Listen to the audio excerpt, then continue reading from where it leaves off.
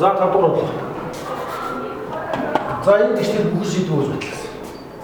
За энэ тэгтээ нэг юм байна да.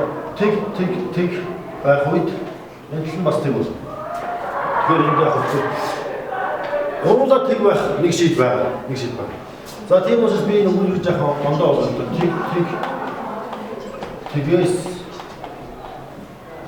өөр юм нэмээд өгчүүл ерөөд өгүүл зөв болох гэдэг болгомаа. Тэг гэсэн хосоос өөр те бүх шийдвэр үүсгэх гэж. За баталгаа. X квадрат Y квадрат асхын X квадрат асхын Y квадрат нэмэх нь 1 тэнцүү Z квадрат нэмэх нь 1. За ихтэй илүү шийдэж болно. За энэс X квадрат хасах нь 1 Y квадрат хасах нь 1 Z квадрат нэмэх нь 1 гэсэн байна. За одоо энэс дөрвөн модуль жишээ. Модуль дөрвөн жишээ. За энэ нэг авчихсан.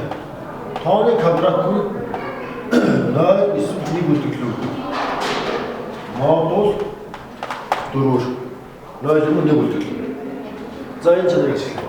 Хэрвээ А тоомон тэгш тоох А тоом А-гийн квадрат нь 4 байхад тэг үлдэглэл өгнө.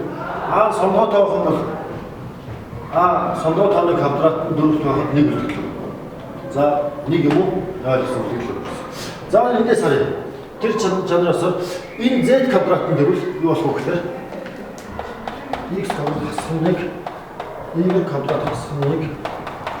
За энэ 0 үлдэглэл өгжсэн үед энэ 1 үлдэглэл өгнө. А 1 үлдэглэл өгжсэн үед энэтэй нэмэгдээд 2 үлдэглэл өгнө. Модуль 4. За энэ үс өгөхөд тэгвэл энэ 100 гартлын энэ үржирүүл яах вэ гэхээр 4 тооход 1 юм уу эсвэл 2 үлдэглэл өгнө гэсэн. За өөрөөр хэлэх юм бол цаа тал нь 1 юм уу 2 үлдэглэл өгнө чинь ямар ч байсан 4 тоогдохгүй гэсэн. 4 тоогдохгүй.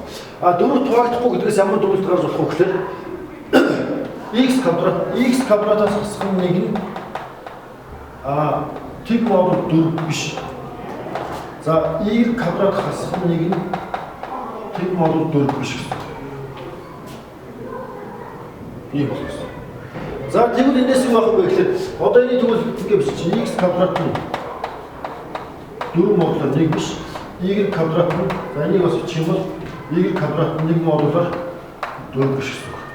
За тэгвэл X нь нэгтэй тэнцэх 4 модулаар нэгтэй тэнцэхгүй Y нь 4 модулаар нэгтэй тэнцэхгүй гэдэг чинь сондгоо биш гэсэн үг хоёлаа. Хоёлаа сондгоо биш. Тэгэхээр яг л X нь мөн Y нь бас яг хоёлаа тэгш тав байна гэсэн. За тэгвэл одоо нэг юм байгаа юм да. Хэрвээ бидний авч үзэж байгаа тэгштэл маань X Y-ийн тэгш юм бол тийм ээ. Одоо энэ тавьчих. X тэгш Y тэгш. Тэгвэл энэ талын яг нэ үржүүл бас тэгш байна. Тэгээд яг тэгш тоон дээр тэгвэл энэ Z нь сондгоо байж болохгүй. Тэгэхээр Z нь бол яг бол үчээр яг Z нь бас тэгш гэж байна. За хэрвээ энэ манай тэгштэл маань шийдтэй байх юм бол тэр шийд нь X Y Z нь гурлаа тэгш байх үед шийд олдвол олдно. За тэгвэл одоо дараагийн хэсэг ингэж байна. X Y Z-ийг би хамгийн хэрэг багч нь B гэж.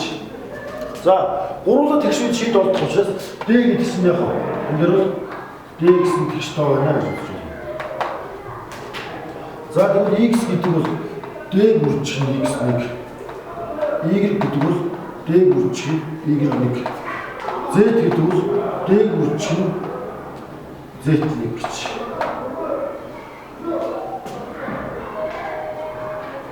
За тэгж үзэх юм бол X1, Y1, Z1 энэ гурвын яг хөдлөлт харилцаа гарна гэсэн.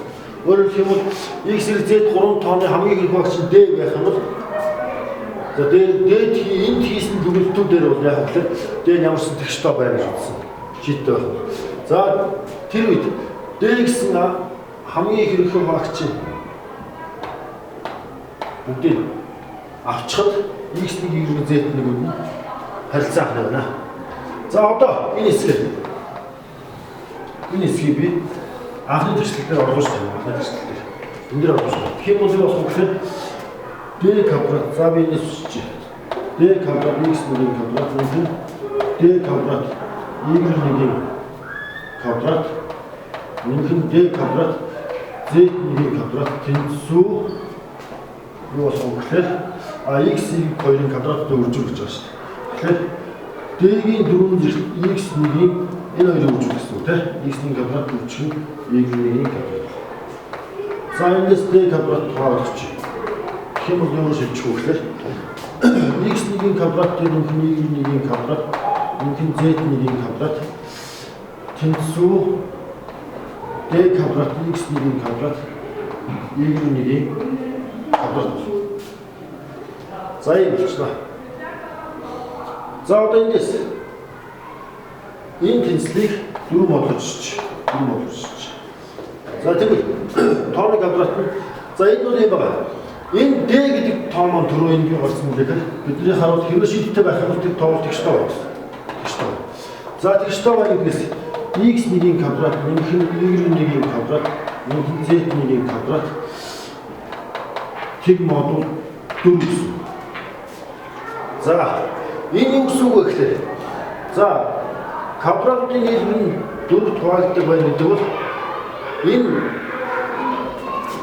0 эсвэл 1 үлдэглэв. Дараагийнх нь яг x1 нь бол квадратын 4 дооход 0 юм 1 үлдэглэв. y1 нь бас 0 юм 1 үлдэглэв. z1-ийн квадрат нь бас 0 юм 1 үлдэглэв. Өктөрийн квадрат учраас. За энэ тэг модуль 4 гэдгээс юу болох вэ гэхээр за үлдэгдэлтэй байхын тулд хэрвээ гурван нэг үлдэглэж байгаа юм бол энэ төлөв 3 үлдэглэж байна. Эсвэл аль нэг тэг болчих юм бол 2 үлдэглэх. 2 тэг байх юм бол 1 үлдэглэх. Энэ дээрээс хэлсэн юм. Ганцхан боломж байгаа. Тэр нь бол яг үгээр 4 тооход энэ тэг байх үйл бий. Энэ тэг модуль. Өөрөөр хэлбэл энэс өмнө x1-ийн квадрат тэг модуль 4 y1-ийн квадрат нь тэг модуль 4 z-ийн квадрат нь тэг модуль 4. Ийм үйлдэл манай энэ шиг хэлсэн. Эндээс яг үгээр за x1 y1 z1-үүд энд бол яг 3 тэгшгээр гарчлаа шүү дээ. 4 тооход квадрат нь 4 тооход тэг үлдэглэх гэдэг бол яг z1 z2 эндээс бол яг z1 x1 тийм ээ x1 y1 z1 энэ гурлаа тэгшгээр гарч байгаа. За энэ маань болохоор яг үгээр зөрчлөөрэ юунд зөрчиж байгаа юм бэ гэхээр энэ хэсэг маань юунд зөрчиж орж өгөхөөр энэ x-ийн y-ийн z-үүд нь харилцаа анхны гэх зөрчлөө болж байна. За ийм учраас манад нэг тэгшэл маань шийдвэр болох юм болтлаа.